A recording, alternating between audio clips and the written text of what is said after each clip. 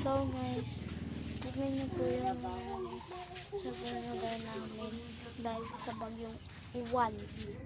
Tignan niyo guys, ang daming napuno ng saging. Okay.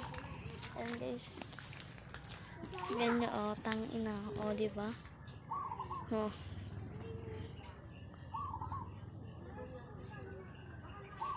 Diba? Marami po lakas ng bagyong ito sa buong buhay namin nila mama. Ito lang yung bagyong pinakamalakas. Grabe guys. Ano guys? Ano guys? Yun yung nangyari sa bahay nila guys. Dun sa kusina nila guys. Yung guys, wasak. Guys, ayun guys, grabe guys.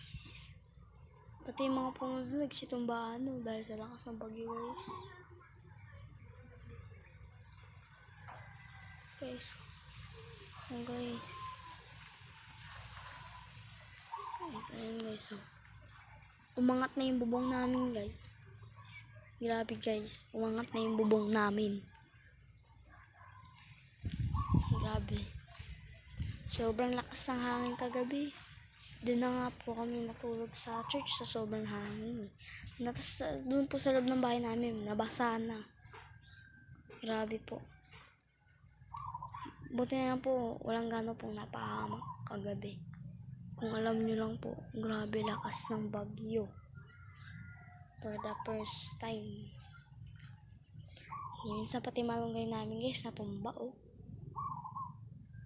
Diba? Ganyan guys. Para makita nyo guys. Diba? Diba? Diba?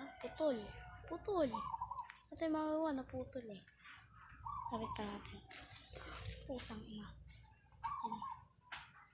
Putol siya guys. Diba?